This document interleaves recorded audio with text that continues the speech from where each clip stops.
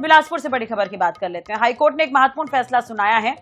यदि पत्नी के अवैध संबंध प्रमाणित हो जाते हैं तो वो हिंदू दत्तक एवं भरण पोषण अधिनियम 1956 के तहत पति से भरण पोषण की हकदार नहीं होगी। जस्टिस नरेंद्र कुमार व्यास की सिंगल बेंच ने इस आधार पर फैमिली कोर्ट के वर्ष 2009 के फैसले को सही ठहराते हुए पत्नी की प्रथम अपील खारिज कर दी है। कोर्ट ने दोनों पक्षों की पहचान गोपनीय रखी है। मामले में पति ने पत्नी पर अवैध संबंधों का आरोप लगाया था, जिसे गवाहों और पंचायतनामा से सिद्ध माना गया। अब हाईकोर्ट ने कहा कि ऐसे आचरण धारा 18(3) के तहत पत्नी को भरण पोषण से वंचित करते हैं।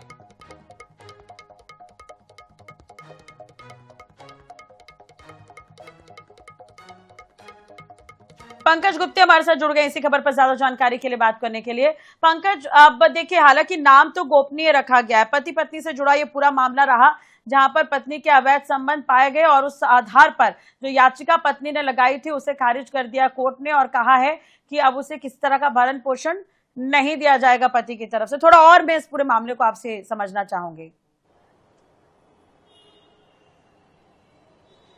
जी बिल्कुल, आपको बताना चाहूंगा छत्तीसगढ़ हाई कोर्ट के सिंगल बेंच से एक महत्वपूर्ण और बड़ा फैसला आया है। इसमें जो हिंदू दत्तक एवं भरण पोषण अधिनियम 1956 के तहत जो फैसला सुनाया गया है, जिसमें साफ तौर पर कहा गया है कोर्ट के द्वारा कि अगर किसी भी पत्नी के द्वारा अवैध संबंध प्रमाणित हो जाता है कि वो अवैध संबंध में लिप्त थी, इसको लेकर के जो हिंदू दत्तक एवं भरण पोषण अधिनियम है वो लागू होता है और वो किसी भी प्रकार से भरण पोषण पाने की हकदार नहीं होती है। आपको बताना चाहूंगा ये पूरा मामला 1975 का करीब, मतलब समझ सकते हैं 25 साल बाद जब शादी के बाद 4 उनके बच्चे हुए थे। 4 बच्चे के बावजूद 2001 में उनको अवैध संबंध में लिप्त पाते हुए पति और उसके पुत्र ने भी पकड़ लिया था। इसको लेकर के गांव में एक बैठकी हुई थी, पंचायत में भी पूरी तरीके से प्रमाणित हो गया था कि महिला का किसी और अन्य व्यक्ति से अवैध संबंध है। इसको लेकर के मामला फैमिली कोर्ट में चला था। फैमिली कोर्ट ने भी माना था कि इस तरह से अगर कोई अवैध संबंध में लिप्त होता है तो उसको भरण पोषण लेने का कोई अधिकार नहीं है। इसको लेकर के पत्नी ने हाईकोर्ट में अपील की थी,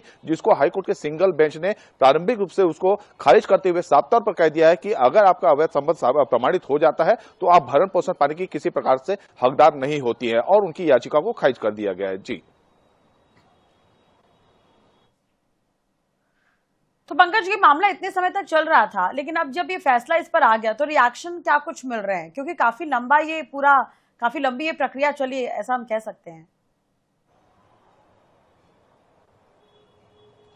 जी बिल्कुल, जैसे कि मैंने आपको बताया कि एक दंपत्ति है, उनका विवाह 1975 में हुआ था और ये जो घटना घटी है करीबन 2001 में वो पकड़ी गई थी। इसको लेकर के फैमिली कोर्ट में लंबे समय तक ये मामला चला है, जिसमें 2009 में ये फैसला आया था। इस फैसले को चुनौती देते हुए उसने अपील हाईकोर्ट में लगाई थी, जिसका फैसला अभी आया है और हाईकोर्ट ने 2025 जो अभी फैसला आया है उसमें साफ तौर पर स्पष्ट कर दिया है कि कोई भी अगर अवैध संबंध प्रमाणित हो जाता है तो हिंदू दत्तक एवं भरण पोषण अधिनियम 1956 साफ तौर पर कहता है कि ऐसे में उनको भरण पोषण पाने का कोई अधिकार नहीं है। इस कारण उनकी याचिका को खारिज कर दिया है। तो लंबा समय तो चला है, लेकिन कहीं न कहीं पर हाईकोर्ट का एक महत्वपूर्ण फैसला है और अन्य एक मील का पत्थर भी साबित हो सकता है। जी नहीं तो केवल इसी मामले पर इसे माना जाएगा? खैर देखिए, न्यायालयीन प्रक्रिया काफी लंबे समय तक इस पर सुनवाई हुई, अब ये फैसला सुनाया गया है।